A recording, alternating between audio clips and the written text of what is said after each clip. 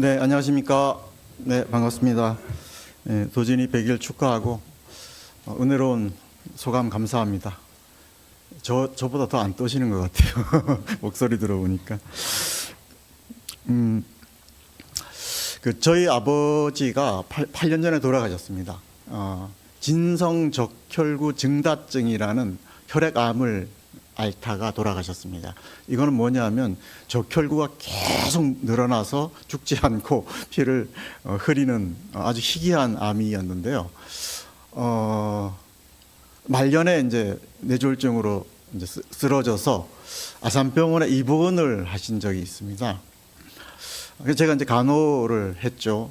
근데 이제 밤 한 2시쯤 됐는데 간호사가 아버지 혈액이 B형인데 맞냐고 확인을 하더라고요.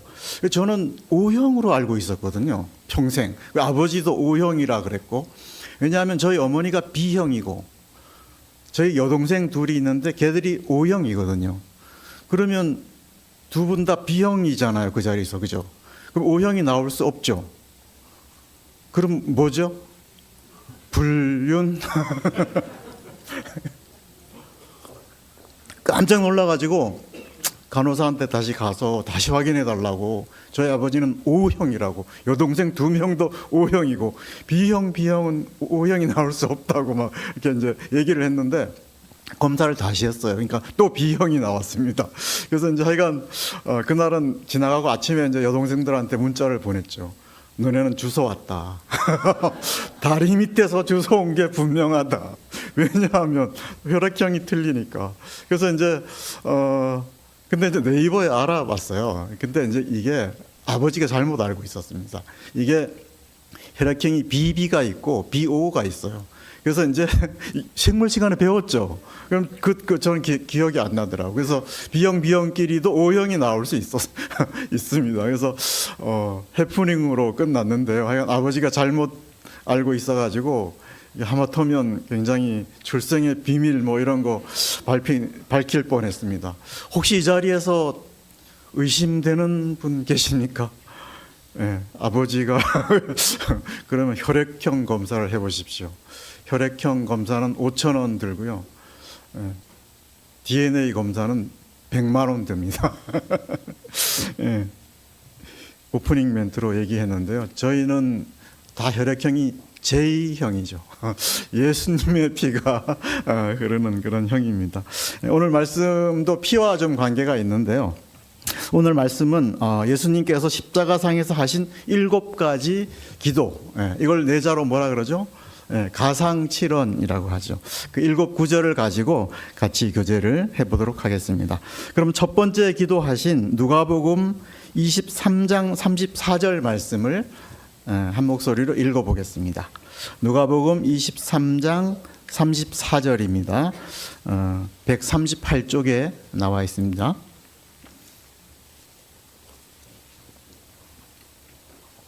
네, 찾으셨죠? 읽겠습니다. 시작.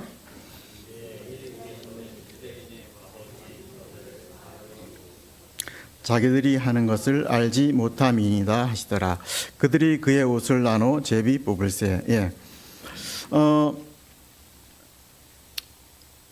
십자가 상에서 하신 7가지 기도는 대명지로 교회 성도님들은 다 알고 계시죠. 뭐 생각나는 거 있으세요? 내가 목마르다. 다 이루었다. 그죠? 다 알고 계시죠? 제가 이제 처음 96년도에 이제 입사를 했는데, 저를 굉장히 이뻐해 주신 방 과장님이 계셨습니다. 근데 이분이 이제 등치는 굉장히 좋은데, 술을 못 하세요. 그래서 막 술 조금만 마시면 막 픽 쓰러져서 그런 분인데, 이분이 항상 하시는 얘기가 있어요.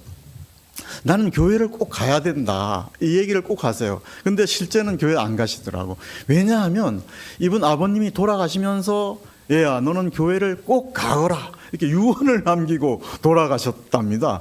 그러니까 그 평생 이분이 그 아버지의 유언이 계속 마음에 남아 있는 거예요. 그런데 언젠가는 교회를 가겠지 했는데 지금은 모르겠습니다. 못 가고. 그래서 이제 제가 교회 다니는 저를 굉장히 이뻐해 준 기억이 나는데요.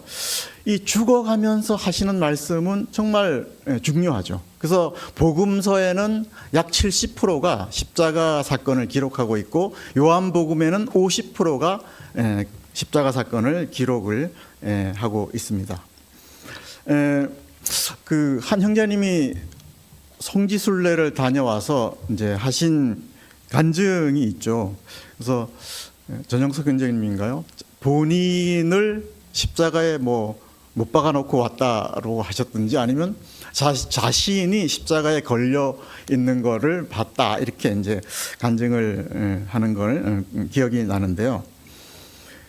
그러니까 십자가 상에서 하신 말씀이나 기도의 대상은 우리 자신이면서 우리 또한 거기에 우리는 매달려서 그 예수님의 기도를 동시에 해야 하는 그런 입장이라고 할 수가 있습니다. 그래서 우리는 예수님과 동일시해야 된다 이런 자세로 오늘 7가지 말씀을 보도록 하겠습니다.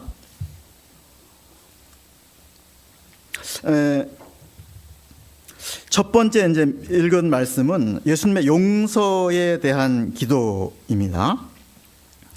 본문에서 배울 점은 정의 사회 구현보다 용서가 우선이다. 이걸 본문에서는 배울 수가 있습니다. 정의보다 용서가 우선입니다. 예수님께서 십자가상에서 첫 마디가 저들을 사하여 달라고 기도를 하셨죠. 저들은 누굽니까?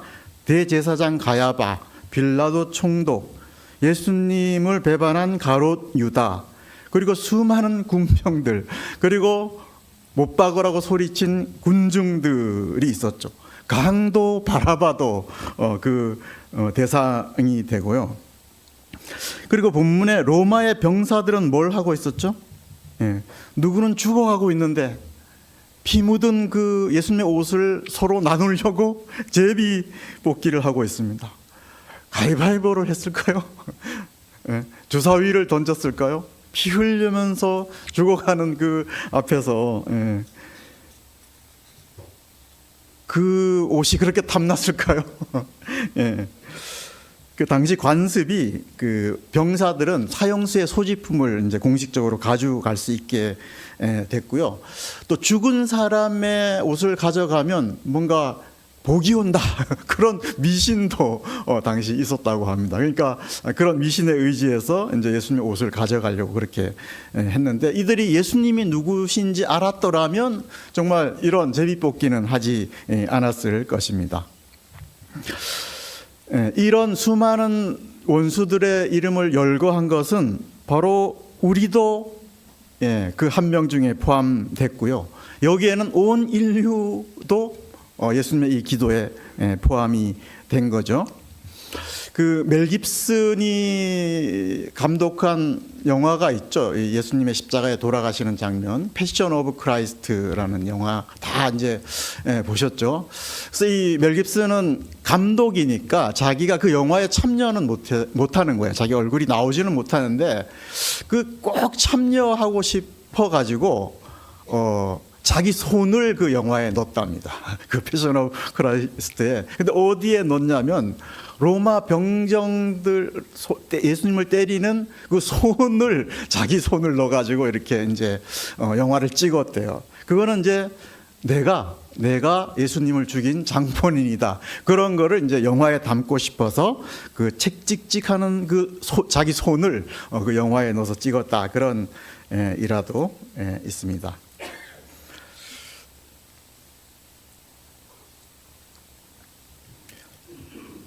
그래서 이제 아까도 제가 말씀드렸지만 우리는 본문에서 용서받은 자들로서 용서를 해야 되는 위치에 서 있게 되는 거죠. 그래서 아까도 말씀드렸지만 정의가 우선이냐, 용서가 우선이냐, 이게 이제 문제죠. 그래서 무턱대고 우리가 용서를 하면 사회 기강이 무너지잖아요.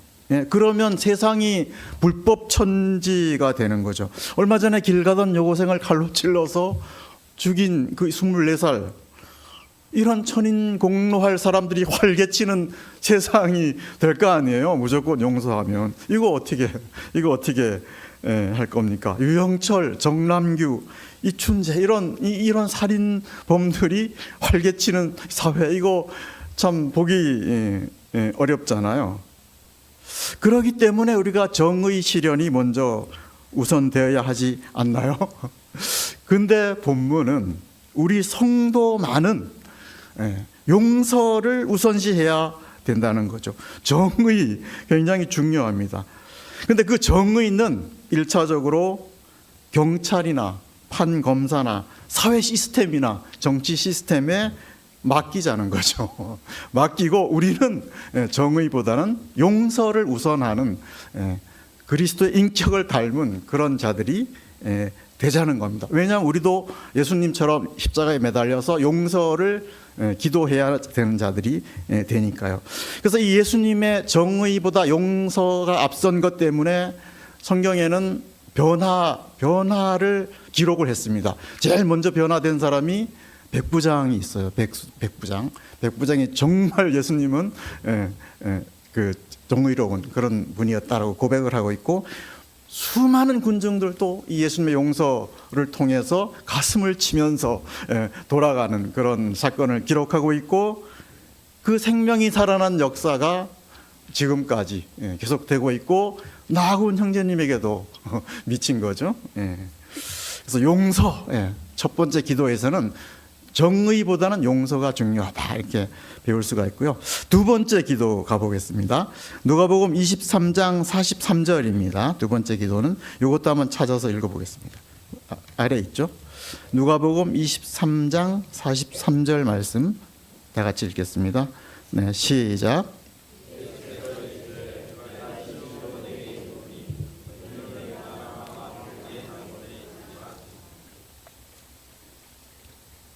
네, 감사합니다.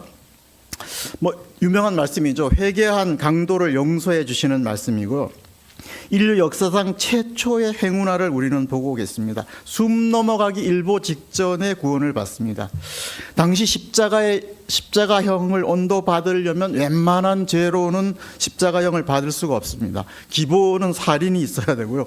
폭동 주동자, 주인을 살해한 노예, 무장 강도, 이런 죄를 져야 그 양쪽에 십자가형을 이제 받는 거죠. 그래서 로마 법정은 이 양쪽의 강도를 본보기로 그 극심한 십자가의 처형을 이제 시키고 있는 거죠. 근데 이 회개한 강도는, 아까 제가 예수님의 용서의 기도를 말씀드렸는데, 그 용서하시는 예수님의 그 기도를 들었던 것 같아요.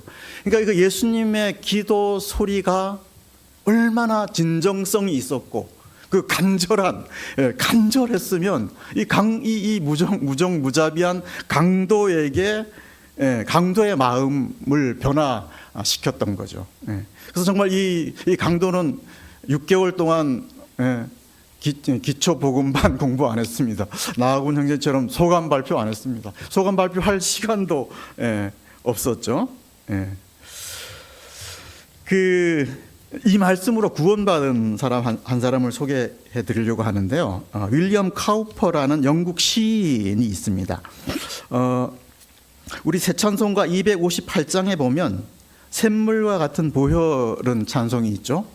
샘물과 같은 보혈은 다 아시죠? 그 2절에 보면 저 도적 같은 이 몸도 죄 씻기 원하네, 이렇게 아주 간절함이 묻어나는 찬송가가 있습니다. 이걸 이분이 작사를 하신 분이 윌리엄 카우퍼입니다. 근데 이분은 6살 때 어머니를 잃었고요. 또 학교 다닐 때 학생들로부터 망따를 당하고 폭력을 당해가지고 극심한 우울증과 대인기피증에 시달렸고, 정신병원에도 들어가고, 또 자살 시도를 한 3-4번 동안 한 그런 분이었습니다. 이분이 어느 순간 이 강도, 구원받는 강도 말씀을 통해서 회심을 하게 됐습니다.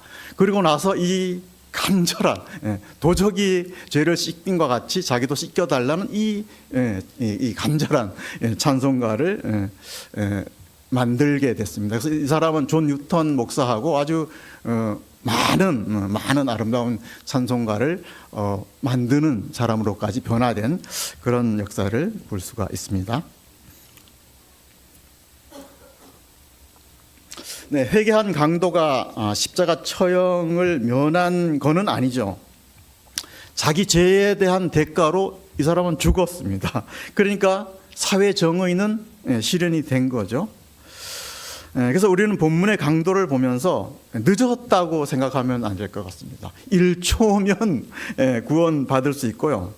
또 반대로 이 강도를 보면서 세상 즐길 거 다 즐기다가 숨 넘어가기 일보 직전에 딱 믿겠다. 꼭 이런 사람들이 있어요. 그래서 반대로 이렇게 생각하는 사람들이 있는데 정말 콩 먹고 알 먹고 도랑치고 가재 잡자 이런 어떤 생각을 가질 수도 있는데, 근데 하나님 없이 사는 삶이 그렇게 진진하지 않죠. 빨리 회개하고 예수님을 믿는 게 좋습니다. 그래서 우리가 이 세상에서 다 얻은 것 같은 사람들이 이렇게 가끔씩 뛰어내려서 운명을 달리하는 경우 보잖아요. 기업 총수도 있고 심지어 대통령도 있고, 얼마 전에는 판사가 뛰어내려서 운명을 달리하는 그런 경우도 있습니다. 그러니까 세상 하나님 없이 사는 삶이 그렇게 좋지 않죠. 그리고 오늘 본문 말씀은 죽음 이후에 어떻게 되나 궁금증을 확 풀어주고 있습니다. 유사일에 계속된 궁금증은 죽은 이후에 어떻게 되냐였죠. 죽으면 귀신이 돼서 머리 산발하고 구천을 돌아다니지 않습니다. 그죠? 본문을 보면요. 죽으면 소나 돼지로 환생하지 않습니다. 분명히 말씀이 그렇죠. 죽으면 즉시 낙원으로 가게 돼 있습니다. 근데 조건이 하나가 붙죠. 그게 뭐냐면 강도와 같이 예수님을 믿어야 되죠. 예수님을 안 믿은 반대쪽 강도는 어디 갔겠어요? 같이 낙원 갔겠어요? 네. 유황으로 펄펄 끓는 지옥으로 갔겠죠. 만약에 우리가 죽는 것과 동시에 모든 게 다 사라진다, 모든 게 다 무로 끝나버린다, 하나님이 이런 시스템을 만들었다면 이거는 정말 그야말로 코미디죠. 그죠? 뭐 죽으면 다 끝나, 다 무로 돌아가, 이러면 이거는 정말 희극이고 코미디입니다. 정말 우리처럼 거룩하게 살려고 열심히 노력한 사람이나 정말 그런 범죄자들처럼 마음대로 살다가 죽은 사람이나 다 무로 돌아가. 이거야말로 불공정 시스템이죠. 그죠? 하나님은 공의의 하나님인데 이런 시스템을 만들지 않았습니다. 반드시 죽으면 지옥이냐 천국이냐 그런 시스템으로 하나님이 만들어 놨습니다. 이게 공정한 시스템인 거죠. 그래서 우리 고전 중에 이제 유토피아라는 책이 있죠. 그 토마스 모어가 쓴 유토피아라는 책이 200페이지가 넘습니다. 이 사람은 어떤 섬에다가 이상 사회를 만드는데 뭐 전쟁도 없고 재산을 사유재산 없애고 뭐 이런 어떤 교육을 하고 뭐 이런 어떤 책을 200페이지나 이렇게 썼는데, 본문은 유토피아 그런 설명 없죠. 낙원 딱 하나 있고 설명을 더 이상 하지 않습니다. 근데 중요한 건 뭐냐 하면 주님과 함께라고 붙어 있죠. 낙원이 왜 낙원입니까?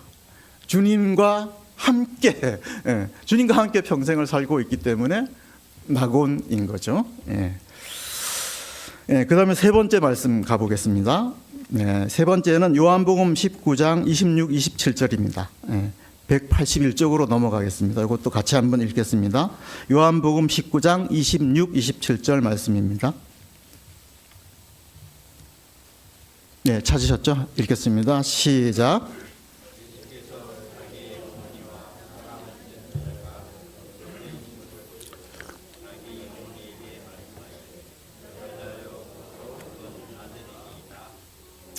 그 제자에게 이르되 보라 내 어머니라 하신대 그때부터 제자가 자기 집에 모시니라. 네, 감사합니다. 예수님의 십자가 아래 서 있던 사람들이 누구였죠? 쓰리 마리아가 있었죠. 막달라 마리아, 예수님의 어머니 마리아, 예수님과 친척이었던 글로바의 아내 마리아, 그리고 살로메가 있었습니다. 살로메는 아들을 인사청탁한 어머니죠. 그리고 사도 요한이 십자가 아래에 있었습니다. 이들이 예수님의 십자가의 과정을 지켜봤는데 느낌이 어땠을까요? 그 피비린 인내 나는 그 현장을 지켜보는 이 느낌이 어땠을까요? 저는 악몽을 정말 이 악몽이 빨리 지나갔으면 악몽을 꾸는 것 같은 그런 상상이 가더라고. 피비린내 나고 학살과 폭력과 조롱의 현장이잖아요. 또 그 앞에서는 군병들이 좋다고 제비 뽑고 있고, 그렇죠. 그래서 저는 한밤중에 교통사고 난 걸 한번 상상해 보시자고요. 아주 교통사고 크게 났고 몇 명이 죽고 이런 대형 교통사고 안에 새벽 2시에 났다는 걸 우리가 목격하는 걸 한번 상상해 보시자고요. 정말 경찰차에 그 경광등이 번쩍이고 119 사이렌 소리가 나고 응급구조팀이 왔다 갔다 하고 살려달라고 신음소리가 나고 기름이 타는 냄새가 나고 막 터지고 이런 정말 이 비몽사몽간의 상황이죠. 이런 십자가도 이런 상황이었을 것 같아요. 이런 상황에서 예수님께서 이들의 눈을 현실로 돌려놓고 있습니다. 너희는 십자가의 구경꾼으로 여기 있지 말고 집에 돌아가서 뭘 할지를 말씀을 하고 있습니다. 그러면서 예수님은 영적인 가족의 의미를 새롭게 정의를 하고 있습니다. 그래서 우리도 예수님의 기도를 해야 되는 사람이잖아요. 그래서 우리도 예수님이 보라 그랬으니까 한번 눈을 들어서 옆 사람을 보십시오. 앞뒤 사람을 보십시오. 보라. 예수님은 2번씩이나 보소서 보라 이렇게 이제 하고 있죠. 그래서 우리의 관계는 안 보면 안 되는 관계고 끝까지 함께 보고 가야 될 영적인 가족들이죠. 제가 아까 우리의 혈액형은 뭐라 그랬습니까? J형이라고 그랬죠. 그래서 이제 사도 요한은 이 예수님의 말씀에 순종하려고 자기 어머니는 버렸습니다. 자기 어머니는 예수님 따라 제자의 삶을 사느라고 버리고 이 마리아를 평생 모셨습니다. 그래서 몇 살까지 모셨어요?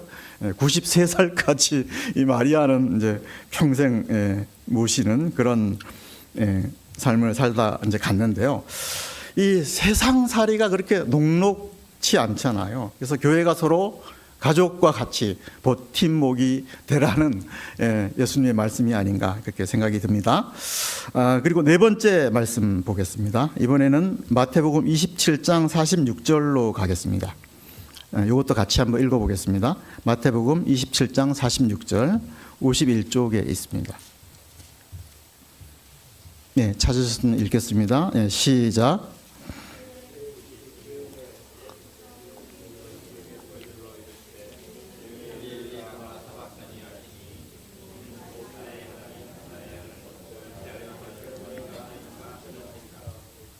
네, 감사합니다. 드디어 예수님이 하나님으로부터 버림받는 고통의 표현이 나오고 있습니다. 육체적인 고통보다 사랑받는 사람으로부터 버림받는 마음의 고통이 훨씬 크겠죠. 그래서 저는 본문에 굉장히 특이한 점을 발견했습니다. 엘리 엘리 라마 사박다니. 근데 왜 여기만 유독 예수님의 원래 음성을 기록해 놨을까요? 다른 건 다 그리스어로 번역해 놓고 여기는 예수님의 직접적인 음성을 기록해 놨어요. 여기는 왜 그랬을까요? 여기 좀 묵상을 많이 해봤는데 우리를 이 골고다의 언덕으로 초빙해서 너네가 직접 예수님의 이 고통의 소리를 들어봐라. 이어폰을 꼽고 예수님의 이 고통의 목소리를 들어봐라. 이러려고 직접 이 엘리 엘리 라마 사박단이라는 말씀을 기록했다는 생각이 들더라고요. 예수님의 십자가가 세워진 골고다 언덕은 해발 700m였고요. 예루살렘 성전 밖에 한 600m 떨어진 곳이었고, 여기가 위도 32도, 경도 35도에 정확히 위치해 있습니다. 작은 언덕이고요. 제가 이 작은 언덕의 위치를 이렇게 자세히 설명드리냐면, 바로 여기가 AD와 BC를 가르는 역사적인 위치가 됩니다. 예수님의 이 엘리 엘리 라마 사박단이라는 생생한 음성은 온 인류의 죄, 우리의 과거의 죄, 현재의 죄, 미래의 죄로 인한 모든 고통, 형벌로 인한 고통을 예수님이 대표적으로 안고 가시는 그 고통을 표현한 그 장소고요. 이 작은 이 지점이 전 우주적인 사건임을 보여주었습니다. 어떤 일이 일어났죠? 3시간 동안 깜깜한 어두움이 임했습니다. 그리고 땅이 진동하고 바위가 터졌습니다. 여러분, 태양 검은 천으로 가릴 수 있습니까? 태양이 태양계에서 차지하는 비중이 얼마인지 아시죠? 99.986%입니다. 어마어마하게 큰 태양이 어두워졌어요. 놀라운 일입니다. 우주가 움직인 거예요. 이 역사 속에. 그리고 어떤 일이 일어났죠? 땅이 진동했습니다.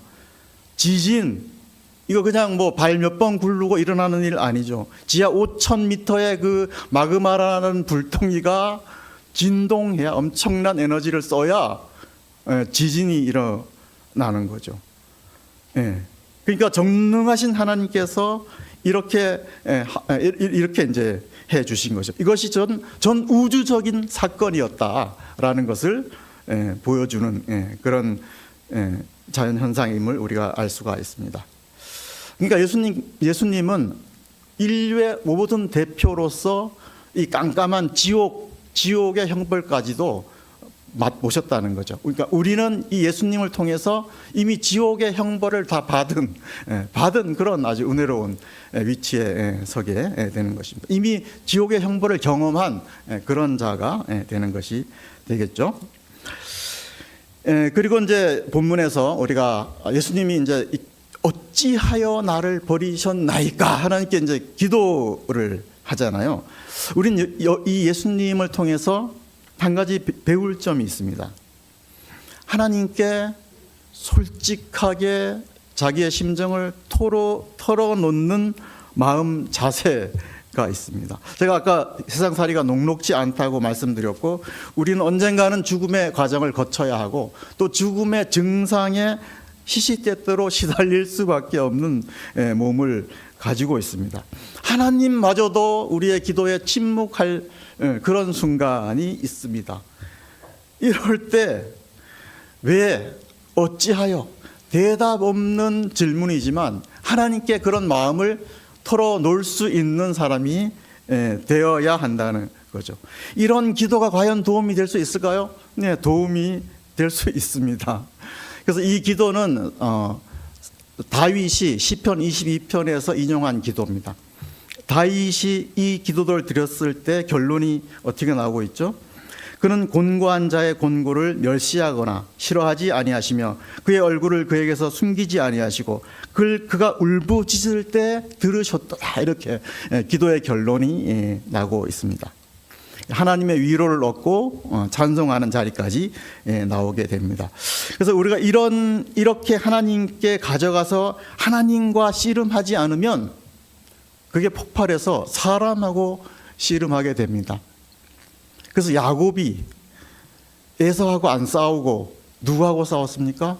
하나님의 사자, 곧 하나님하고 씨름했어요, 바세드로. 그래서 이 결과를 통해서 그는 이름이 바뀌었고 형 원수 에서를 만날 수 있는 그 용기와 힘을 얻게 됐다는 사실을 우리가 알 수가 있습니다. 그래서 하나님께 들고 나가는 그런 자세를 배울 수 있습니다.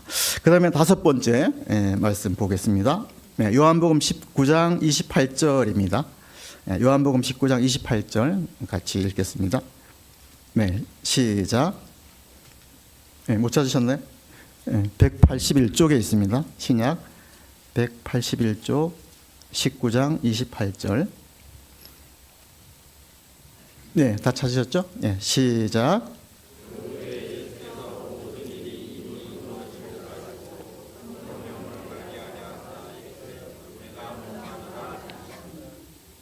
네, 감사합니다. 십자가상에서 예수님이 받는 고통이 얼마나 큰지는 우리가 수없이 교제를 통해서 알고 있을 겁니다. 예수님의 그 7마디의 고통을 표현한 것 중에 신체에 대해서 어떻다고 표현한 것은 딱 이 한마디밖에 없습니다. 얼마나 이 몸에 고통이 있었을 거예요. 근데 이 목마르다, 이거 하나로 이제 몸에 대한 고통을 표현을 하고 있습니다.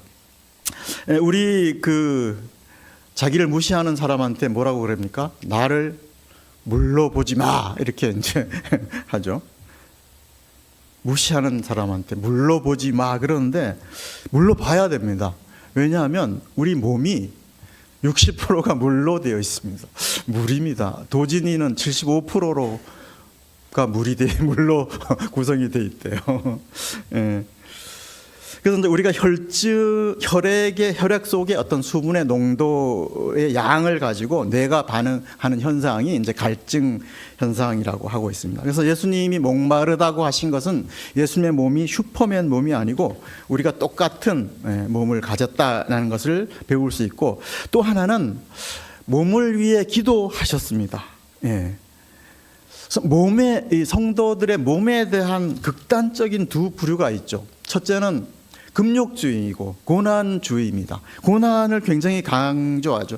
그래서 어떤 분은 내가 이 고난을 사서 하겠다 그래가지고 무릎으로 계단을 기어 올라가는 그런 분도 있고요. 실제는 십자가에다 자기 몸을 진짜 매다는 이런 사람, 극단적으로 그런 사람도 있고, 어떤 분은 예수님 40일 금식했으니까 나는 41일 하겠다 그러다가 41일째 죽은 사람도 있습니다. 이렇게 자기를 이렇게 고통스럽게 하는. 그래서 제가 그 전 교회에 있을 때 새벽 기도를 했는데요, 그런 분도 있더라고요. 막 기도를 하면서 하나님, 이 죄인을 때려 주십시오, 이렇게 기도하더라고요. 그래서 근데 안 때리니까 자기가 때리더라고요. 때려 주시옵소서. 자기를 그렇게 때리면서 학대하는 그런 분도 있고요. 우리가 이제 반대로 영지주의자들처럼 영적인 것만 너무 이렇게 강조를 해서 이 몸에 대한 것은 또 무시할 수가 있습니다. 영이 중요한 거지 몸이 중요해? 왜 몸을 위해서 그렇게 병든 자를 위해서 기도해? 이렇게 이제 하기 쉬운데 절대 그렇지가 않죠. 그래서 이렇게 몸에 대한 극단적인 거는 이렇게 좋지 않다, 그렇게 말씀을 드리겠습니다. 여섯 번째 가겠습니다. 요한복음 19장 30절인데요. 이건 제가 읽겠습니다. 예수께서 신포도주를 받으신 후에 다 이르시되 다 이루었다 하시고 머리를 숙이니 영혼이 떠나가시니라. 다 이루었다라는 말씀은 너무나 유명한 말씀이고, 그래서 구원은 예수님께서 완벽하게 이루셨다, 그런 어떤 원어적인 표현이죠. 테텔레스타이 이렇게 얘기하는데, 당신은 빚을 중도금, 잠금까지 완전히 다 청산했을 때 테텔레스타이 이런 어떤 말을 썼다고 합니다. 그러니까 죄에 대한 그 빚은 이 예수님이 다 이루었다 하심으로 모든 게 다 청산이 됐죠. 그러니까 예수님 플러스 알파가 없습니다. 구원에 대해서는. 그래서 예수님 플러스 알파로 가기 때문에 우리가 2단, 이단이 3단에 빠질 수가 있는 거고, 또 우리가 다 이루었다 하시는 예수님 앞에서 너무 죄책감에 빠지면 안 되겠습니다. 우리가 뭐 죄에 안 넘어질 수는 없는데 그때마다 이 자기 얼굴을 때리면서 너무 이 죽을 죄인 이렇게 이제 나가는 것도 영적이지 않다, 그런 생각을 듭니다. 그래서 예수님 다 이루었다는 예수님 안에서 우리가 자유함을 누릴 수 있기를 기도하겠습니다. 끝으로 누가복음 23장 46절을 보겠습니다. 요거는 한번 읽겠습니다. 읽고 정리해 보겠습니다. 누가복음 23장 46절입니다. 139쪽에 있습니다. 네, 시작.